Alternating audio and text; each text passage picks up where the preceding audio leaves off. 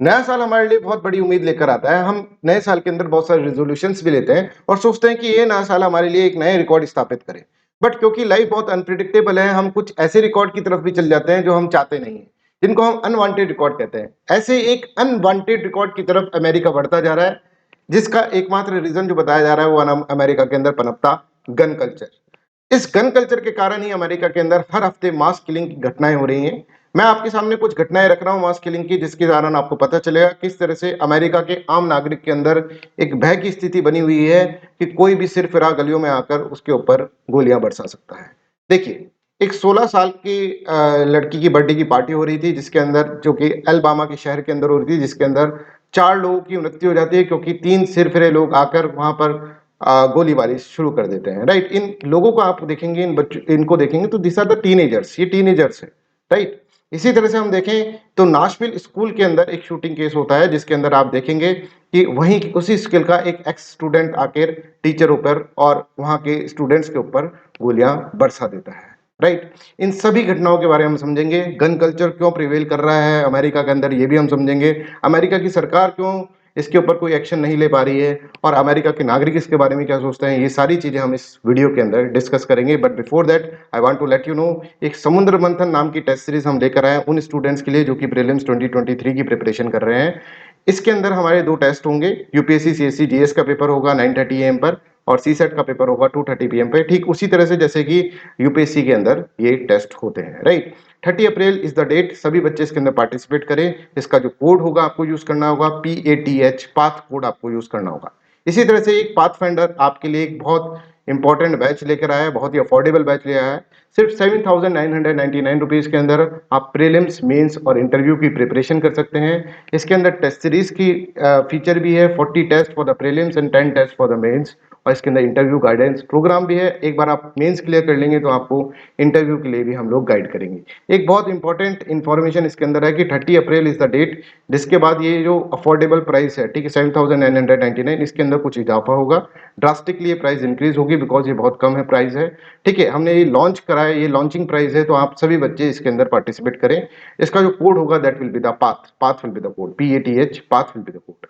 चलिए, हम देखते हैं कि अमेरिका के अंदर इस तरह के मार्केट लगते हैं। राइट, जैसे आप देख सकते हैं ये जो मार्केट है, इसके अंदर गन लोग खरीद रहे हैं। जैसे हम फल खरीदते हैं, जैसे हम सब्जियां खरीदते हैं, वैसे लोग यहाँ पर गन खरीदते हैं। राइट, इसी तरह से मैं आपको यहाँ पर बताना चाहता हूँ कि जैसे अमेरिका के अंदर ये गन मार्केट क्यों प्रिवेल कर रहा है। ठीक है, और इस गन मार्केट के कारण अमेरिका के अंदर मास शूटिंग के अंदर बहुत ज्यादा इजाफा हो रहा है। आप यहाँ पर एक मैं आपको सामने ग्राफ प्रस्तुत कर रहा हूँ, जिसके अंदर आप देख सकते हैं कि अमेरिका के अंदर किस तरह से ग्राफ बढ़ता जा रहा है मास शूटिंग का।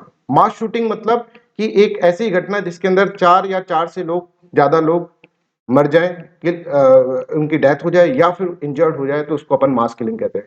तो यूएसए के अंदर ये मास किलिंग बहुत ही आम हो गई है, क्योंकि हर हाथ के अंदर हथियार है। हर हाथ के अंदर एक हथियार नहीं है, हर हाथ के अंदर कई हथियार है। ठीक है, जिसके कारण मास किलिंग और मास शूटिंग की घटनाएं यूएसए के अंदर बढ़ती जा रही है। आपको ये जानकर हैरानी होगी कि यूएसए के अंदर सेकंड कॉन्स्टिट्यूशनल अमेंडमेंट से यूएसए की के अंदर एक अधिकार दिया गया है कि यूएसए के लोग जो होते हैं वो आर्म रख सकते हैं। कॉन्स्टिट्यूशनल राइट है, यूएसए का कॉन्स्टिट्यूशनल राइट है, जिसके अंदर आम नागरिक जो है वो हथियार रख सकते हैं। राइट, तो देखिए इसके अंदर यूनाइटेड स्टेट्स के अंदर सेकंड कॉन्स्टिट्यूशनल अमेंडमेंट के थ्रू यहाँ पर ये अधिकार दिया गया है कि आप लोग जो भी अमेरिका नागरिक है वो हथियार रख सकते हैं। हर कंट्री के अंदर अगर आप देखेंगे, ज्यादातर कंट्रीज के अंदर हथियार रखने पर कुछ कुछ पाबंदियां होती है, पर अमेरिका के अंदर हथियार इस तरह से बिकते हैं जैसे कि कोई फ्रूट या फिर कोई दूध का मार्केट यहाँ पर चल रहा। राइट, तो यहाँ पर देखिए, citizens are allowed to carry the arms to defend themselves as private militia is permitted to exist. ऐसा कानून किसी देश के अंदर कैसे हो सकता है, ये हमारे दिमाग के अंदर एक विचार उत्पन्न हो सकता है। देखिए, अमेरिका के अंदर प्राइवेट मिलिशिया बहुत ही ज्यादा फेमस ग्रुप है। ठीक है, आप देखेंगे अमेरिका जो था, जैसे भारत भी कॉलोनी था ब्रिटिशर्स का, ठीक है, अमेरिका भी ब्रिटिशर्स के अंडर में आता था। राइट, और ब्रिटिशर्स वहां की सिक्योरिटी पे ज्यादा ध्यान नहीं देते थे, तो अमेरिका ने खुद अपनी सिक्योरिटी करने का फैसला करा और अमेरिका के अंदर बहुत सारे प्राइवेट मिलिशिया ग्रुप बन गए जो कि खुद की सिटीजन्स की, अमेरिकन सिटीजन्स की रक्षा करते थे, क्योंकि गवर्नमेंट उनकी सिक्योरिटी की गारंटी नहीं लेती थी।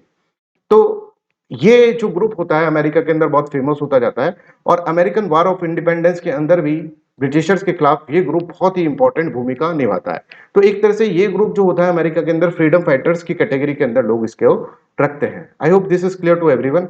अब देखिए ये जो मिलिशिया ग्रुप होता है, मिलिशिया ग्रुप का मतलब एक मिलिट्री ऑर्गेनाइजेशन जो कि सिटीजन्स के द्वारा चलाई जा रही है, ठीक है, सिटीजन के द्वारा चलाई जा रही है। थोड़ी बहुत उनके पास ट्रेनिंग है और उससे वो क्या कर रहे हैं, उससे वो गन चलाना सीख गए हैं और गन चलाकर अपने ही सिटीजन्स की रक्षा कर रहे हैं या फिर अपने देश की रक्षा कर रहे हैं, किसी और देश के आक्रमण से अपने देश की रक्षा कर रहे हैं, ठीक है। तो ये ग्रुप बहुत ज्यादा फेमस था किसके अंदर, अमेरिका के अंदर, और उसको एक तरह से फ्रीडम फाइटर्स की इक्विवेलेंट ये मानते थे, राइट। पर धीरे धीरे धीरे धीरे अमेरिका के अंदर ये ग्रुप जो होता है, ठीक है, ये ग्रुप जो होता है अमेरिका के, जब अमेरिका की आजादी मिलती है तो लोग बोलते हैं कि भाई देखिए हमें भी अधिकार रखने का अधिकार होना चाहिए, जिससे कि हथियार रखने का अधिकार होना चाहिए, जिससे कि हम अपनी रक्षा खुद कर सकें, और मान लीजिए कभी सरकार हमारी रक्षा नहीं कर पा रही तो हम रक्षा कर पाए, ठीक है। तो ये एक तरह से एक थीम है, एक कॉन्सेप्ट बनता जा रहा है, एक तरह से एक आप देखेंगे अमेरिका के अंदर ये चीज एक पनपती गई कि आम नागरिक के हाथ में भी हथियार होने चाहिए जिससे कि वो खुद का सेल्फ डिफेंस करे, राइट। आज के टाइम पर अगर आप यूएसए के अंदर देखेंगे तो हर 100 रेजिडेंट्स के पास 120 हथियार है, ठीक है। और ये इसलिए है बिकॉज यूएसए ने इसको कॉन्स्टिट्यूशनल राइट बना रखा है, ठीक है। और इन हथियारों से जो होता है बहुत सारी मास किलिंग की घटनाएं यहाँ पर बढ़ती है। अब हम देखते हैं कि यूएसए के नागरिक इसके बारे में क्या सोचते हैं। अगर हम इस ग्राफ की तरफ देखें तो यूएसए के नागरिक अगर कहेंगे 60% जो नागरिक है वो चाहते हैं कि मोर स्ट्रिक्ट कानून बने, मतलब ये कानून बहुत ही वीक है। गन लॉ जो है यूएसए का गन लॉ वो बहुत ही वीक है, इसके अंदर और ज्यादा पाबंदी लगनी चाहिए। जबकि अगर देखिए 32% लोग जो है 32% लोग ऐसा कहते हैं कि इस कानून को वैसे ही रखना चाहिए जैसे कि अभी है, मतलब इसके अंदर कॉन्स्टिट्यूशनल अधिकार हमको देना चाहिए गन रखने का। कुछ लोग कहते हैं कि इस कानून के अंदर और ज्यादा हमको क्या करना चाहिए, और ज्यादा हमको ईजनेस लानी चाहिए, और ज्यादा इसको लेस स्ट्रिक्ट बनाना चाहिए, मतलब इसको हम एक तरह से फंडामेंटल राइट ही बना दे। कुछ लोग तो कहते हैं कि हथियार रखने को एक फंडामेंटल राइट बना दे। तो अगर आप देखेंगे कि अमेरिका का सिटीजन आम नागरिक भी इस कानून के ऊपर थोड़ा बटा हुआ दिख रहा है, और आप देखेंगे 57% लोग इस कानून के खिलाफ है, गन लॉ के खिलाफ है, और चाहते हैं कि बहुत ज्यादा स्ट्रिक्ट करें। पर वहीं पर 42 लोग ऐसे भी हैं जो ये चाहते हैं कि गन लॉ जो हो और ज्यादा गन लॉ जैसा है वैसा बना रहे, या फिर गन लॉ जो है उसके अंदर और ज्यादा हमको ईजनेस प्रोवाइड करे, लेस स्ट्रिक्टनेस प्रोवाइड करे।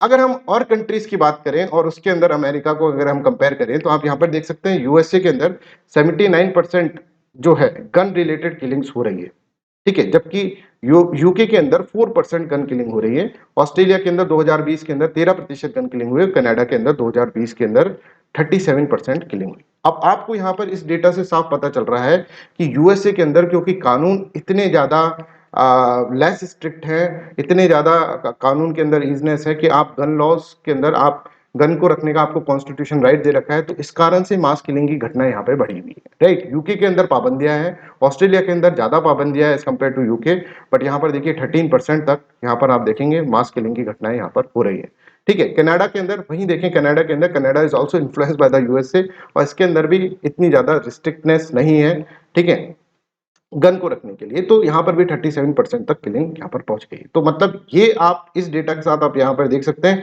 जहां पे रिस्ट्रिक्टनेस ज्यादा है, ठीक है, गन रखने के ऊपर बहुत ज्यादा रिस्ट्रिक्टनेस है, वहां पर किलिंग्स कम हो रही हैं, गन रिलेटेड किलिंग्स कम हो रही है। तो जब आप देखेंगे कि अमेरिका के अंदर इतना ज्यादा जब किलिंग हो रही है तो सरकार इस पे एक्शन क्यों नहीं लेती? बिकॉज अमेरिका के अंदर एक बहुत बड़ी एक ऑर्गेनाइजेशन है जिसको बोलते हैं नेशनल राइफल एसोसिएशन।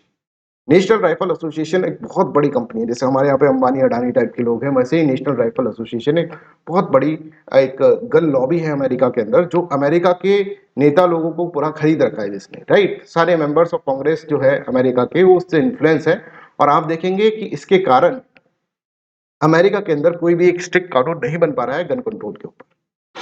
तो I hope this is clear to everyone. ये वीडियो हम यहीं पर एंड करते हैं। इस वीडियो के अंदर मैं आपको एक फूड फॉर थॉट देता हूं। आप क्या सोचते हैं कि गन कानून जो होते हैं, ठीक है, गन कानून होते हैं, वो किसी देश के अंदर क्या उसको कॉन्स्टिट्यूशनल अधिकार देना चाहिए? क्या उसके अंदर स्ट्रिक्टनेस लानी चाहिए या फिर उसके अंदर ईजनेस लानी चाहिए? लोगों के पास अधिकार होने चाहिए क्या कि हम भी गन रखें, हम भी अपनी जो सेल्फ डिफेंस है खुद करें? आप इसके बारे में जरूर कमेंट सेक्शन के अंदर बताएं। That's all for today's class. Thank you so much. Bye bye, take care and have a nice day.